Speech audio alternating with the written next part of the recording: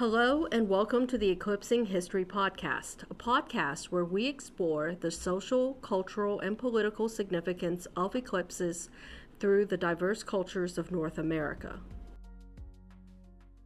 This is Monuments to the Sky, a bonus episode of our podcast focused on the Hopewell earthworks. You can find our entire podcast in bgsu.edu/eclipsinghistory.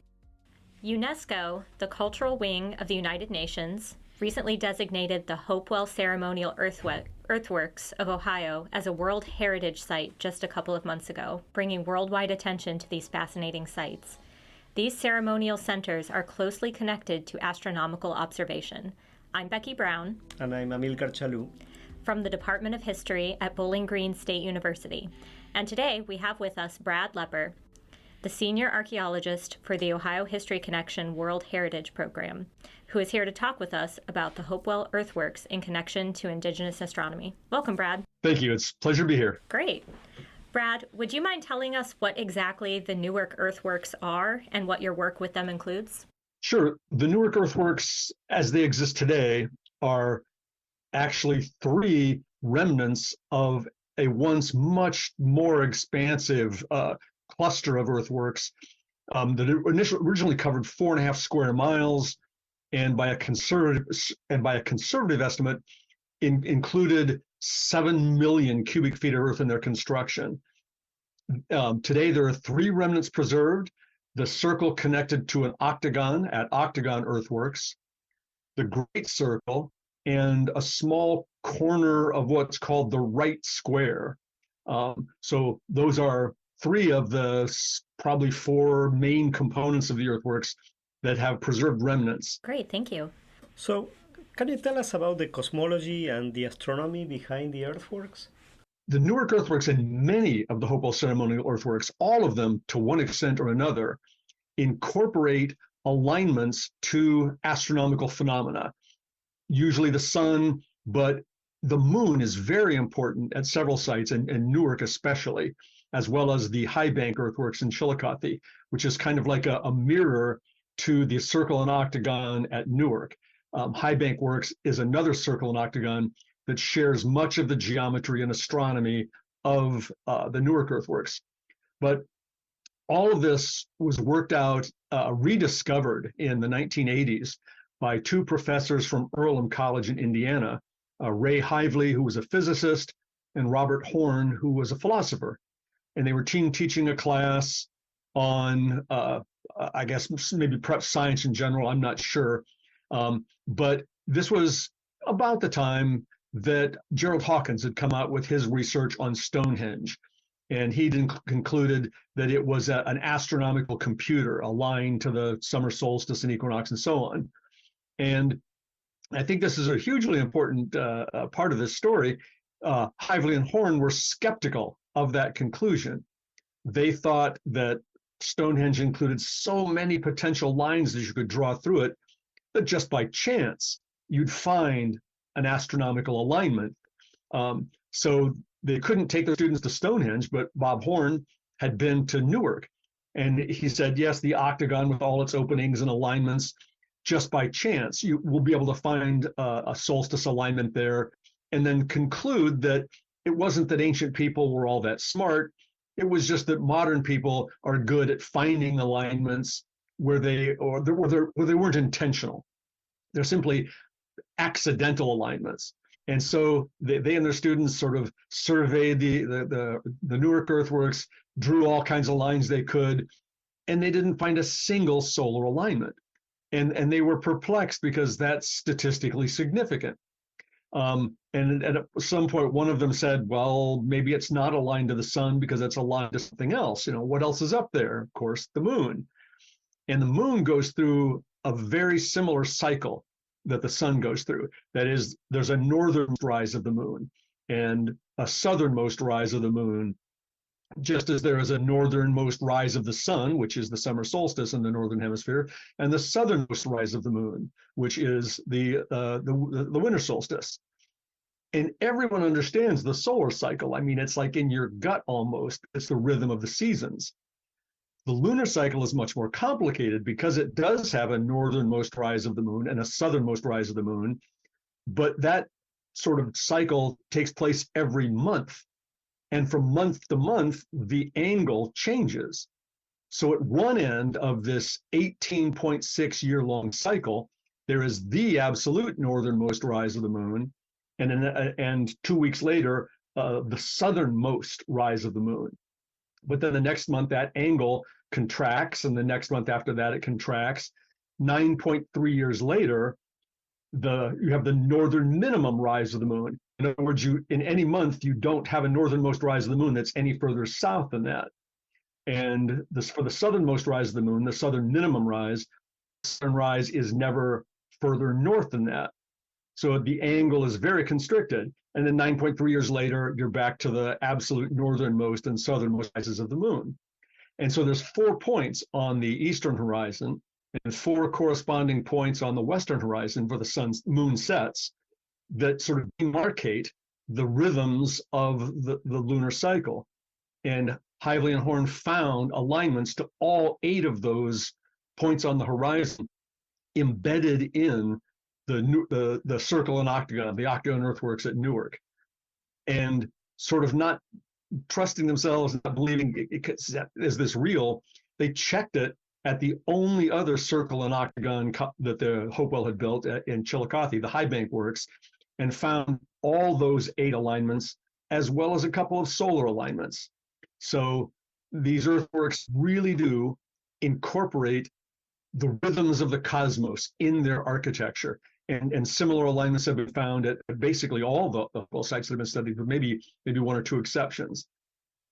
And rather than thinking of these as astronomical observatories, I think rather that they are aligned to these earthworks in a way that sort of, I compare like the Newark earthworks to a kind of ceremonial machine. And it's as if sort of the earthen gears that they built on the ground mesh with the gears of heaven. And then when those line up, special things happen. It becomes like at the northernmost rise of the moon, which is defined by the main axis of the circle and octagon. That must have been an incredibly important date when the rhythms of the cosmos lined up with the earthworks, and it perhaps opened doors or made special things happen. And these earthworks are so massive. And at some point, I want to talk about the culture, the people that built them. This wasn't a city. There weren't large numbers of people living there. These people lived in small dispersed communities that archaeologists don't even call villages. They're so small, but hundreds, if not thousands of those communities must have gathered together to build, and then on these propitious occasions, perform necessary ceremonies for the renewal of the world or things like that. So the cosmology is very much embedded in the earthworks in this massive monumental architecture. That's so fascinating, the idea of indigenous knowledge being, quote, rediscovered very recently, because modern scientists were previously unaware of what these constructions could do. So you talked about people gathering in large groups to construct them.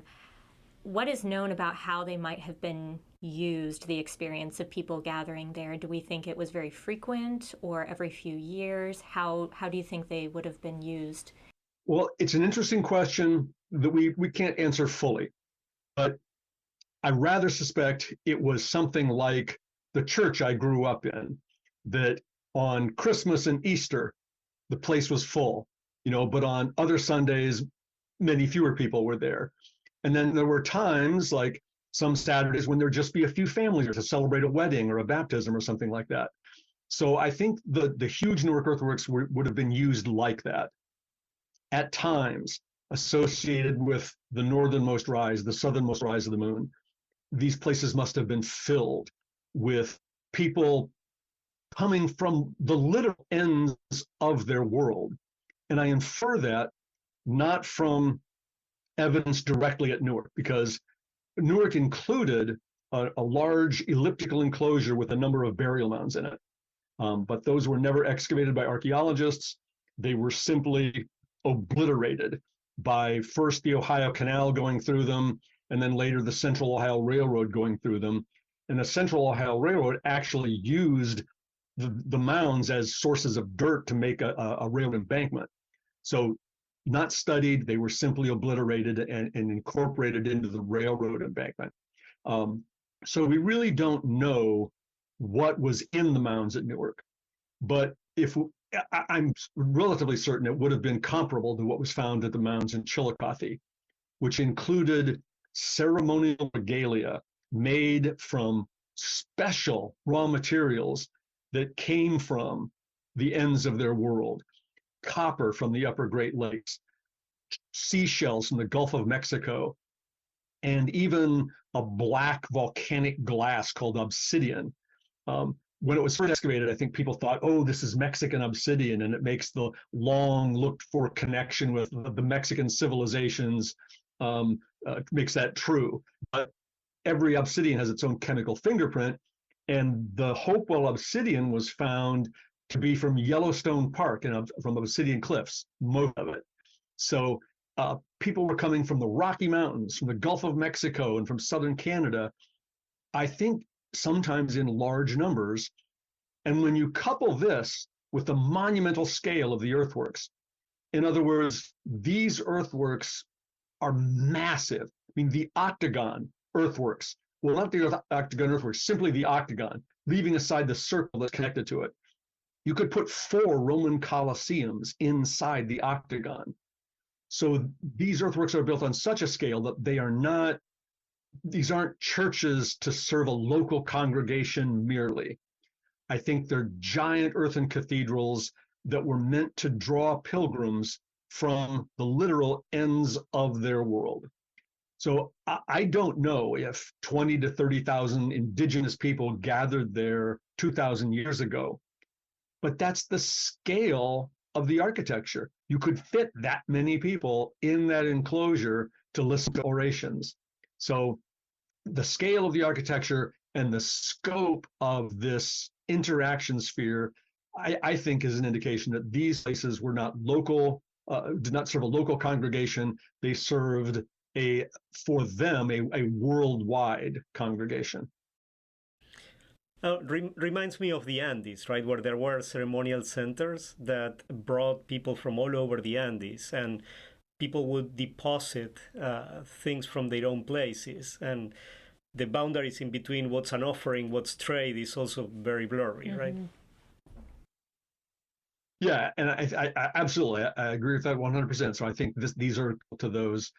But the Inca civilization was very different from the Hopewell, though, because the Hopewell was very egalitarian. They were dispersed. They weren't farmers in the strict sense. They did have domesticated plants that they had in their gardens, but they were largely hunters, fishers, and gatherers. And the gardening was an important part of their diet, but they weren't like committed to agriculture. And they had no authoritarian leaders. They were somehow doing all of this on a cooperative basis. Wow, that's amazing. So you mentioned how closely connected the earthworks were to tracking very specific lunar cycles that take place over a very long period of time, 9 years, 18 years. Were ancient earthworks in Ohio used to predict eclipses at all? Or were they telling stories of solar eclipses or possibly other lunar phenomenon? Is there any evidence or theories about that? It's fascinating. It's a fascinating question, and I have no definitive answer. But if you understand the lunar cycle, that's one of the principal ways that allows you to have the information that would allow you to predict eclipses. And I'm absolutely certain these Hopewell sky watchers that had been observing the sky for generations to come up with the knowledge of this lunar cycle would have been fascinated by lunar eclipses. And I would not underestimate them by saying they couldn't have been predicting eclipses. I much rather suspect that they were able to predict eclipses, and that was an important part of their religious observances. When those events came up, it must have been filled with, whether dire portents or something else, we don't know. We simply don't have that information. But I'm absolutely certain that they were events of great significance for this culture.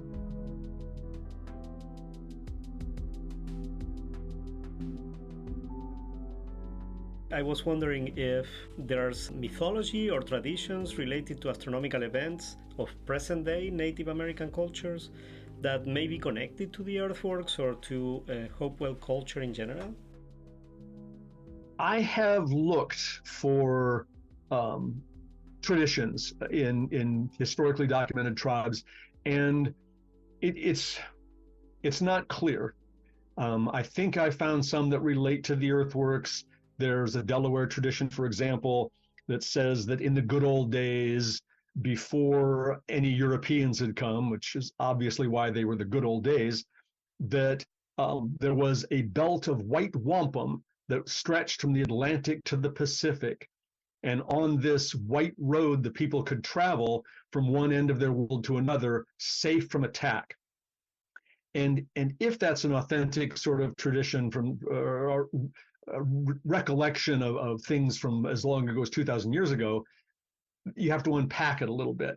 So the belt of white wampum is kind of a metaphor, but the reference to the white road is fascinating because the Delaware also referred to the Milky Way as the white road.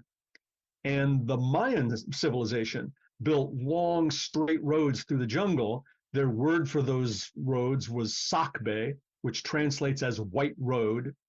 And they also used the road expression for the Milky Way. So the idea that these long, straight, sacred roads, reflected the Milky Way, were tied to the cosmos through these astronomical alignments, is compelling.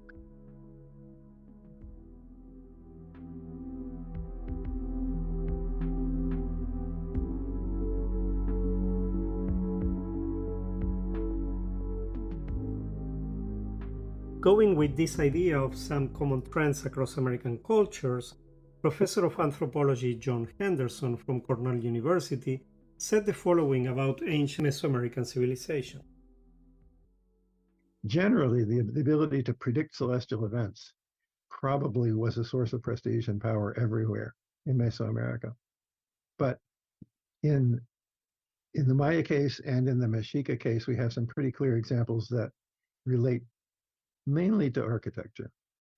And they show up, maybe as early as 400 BC, 500 BC in the Maya world. And the early ones are fairly simple. What they are is an elongated platform on the east side of the group with usually two small constructions or maybe two stone monuments, one at either end.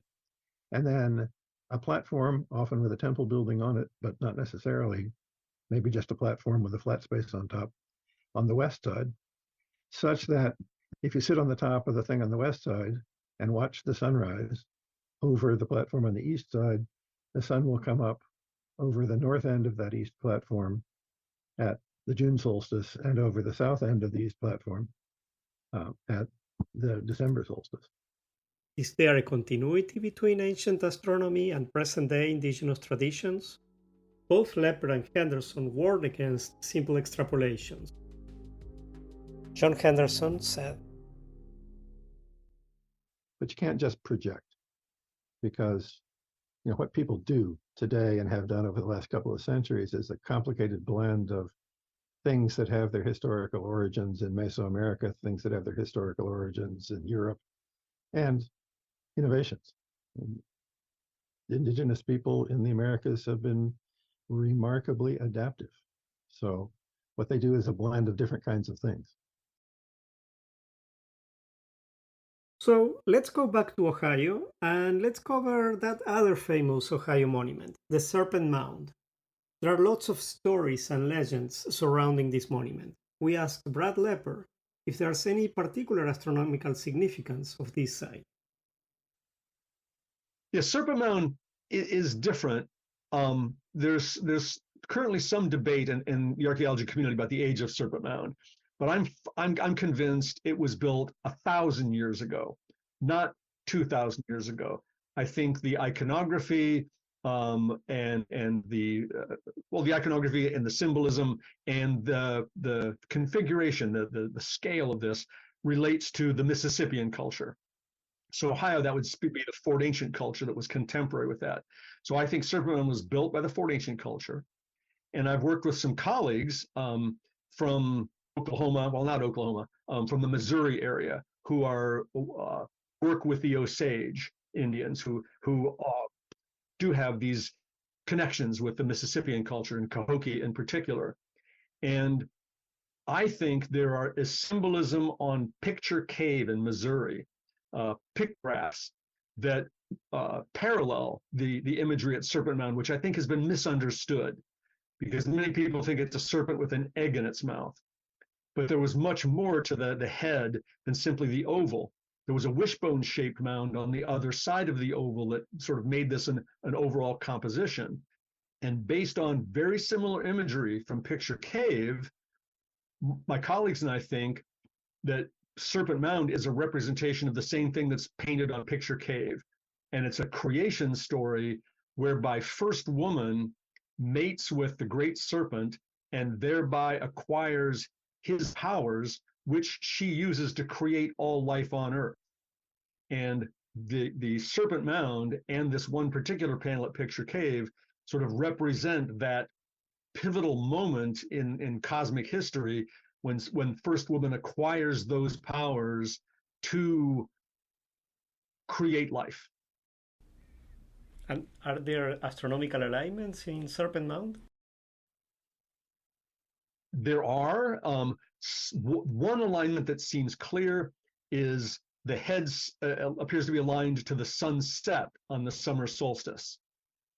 There are three principal curves of the body, and some speculate that those curves are lined up to the summer solstice sunrise, the equinox, and the winter solstice sunrise, which may well be true. But other people say, no, they're lined up to the northernmost rise of the moon, the midpoint in the lunar cycle, and the southernmost rise of the moon. And then there's some people that say, isn't it amazing that they could make these earthworks aligned to all those things? But it's like, no, those alignments are different. So it's lined up to one or the other or none at all. And the problem with the curves of the body is the sight lines are so short and you're sort of standing there looking at a curve. So it's you can't really define a foresight and a backsight to make a precise alignment.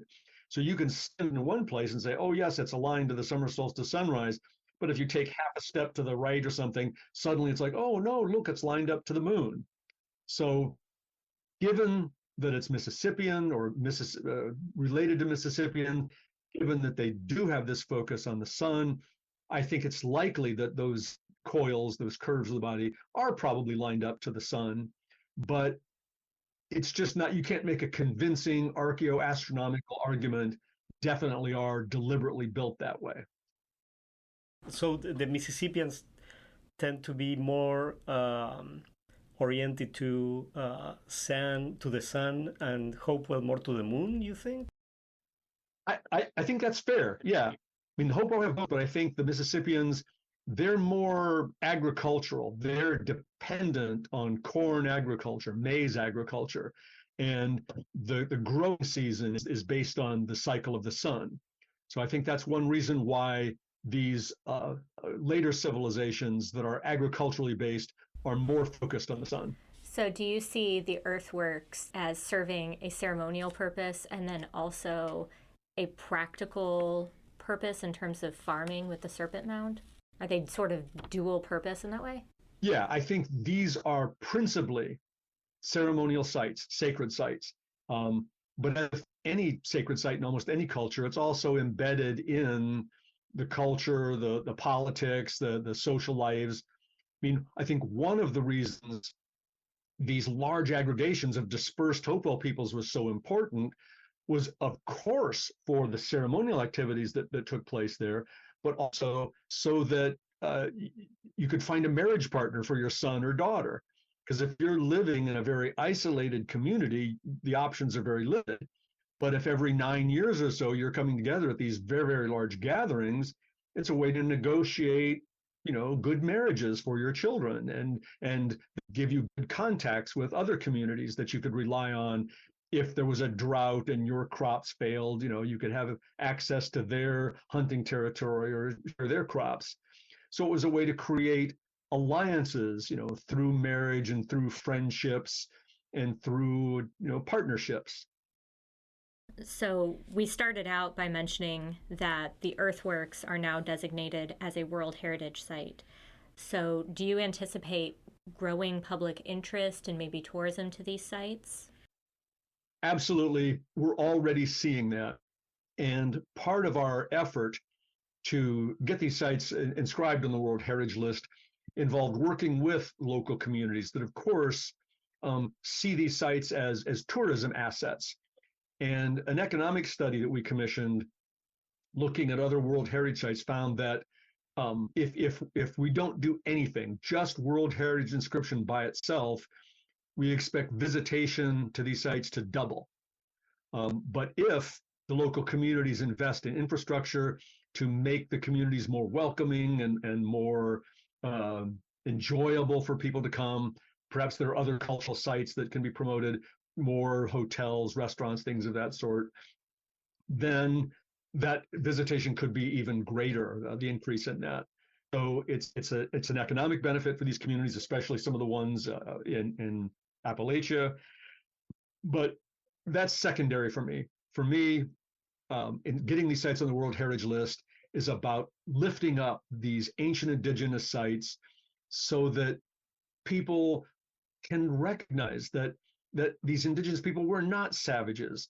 They were incredible astronomers, architects, soil scientists, knowing which soils to use to build enduring monuments, soil engineers, and spiritual leaders of incredible charismatic power to draw thousands of people into this cooperative effort. There was no compulsion. There was no tyrant saying, build that monument for me. It wasn't like that. All these communities could have just vanished and disappeared off into the northern or southern or eastern woods and gotten, said, I'm not going to be involved in this. But instead, they all chose to be a part of this. And I think that's a hugely important story, and just relevant to indigenous history, but to our lives. I think we see so much political headbutting and very little working together. So I think that's a really important message that was part of the message that I think elevates this to world-class, outstanding universal value. Thank you for listening to Eclipsing History. This episode was designed and produced by Becky Brown and Amilcar Chalou. Our interviewees were Brad Lepper from Ohio History Connection and John Henderson from Cornell University.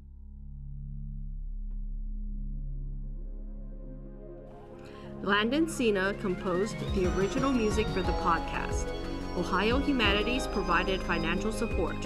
To access other episodes and additional content, go to bgsu.edu/eclipsinghistory.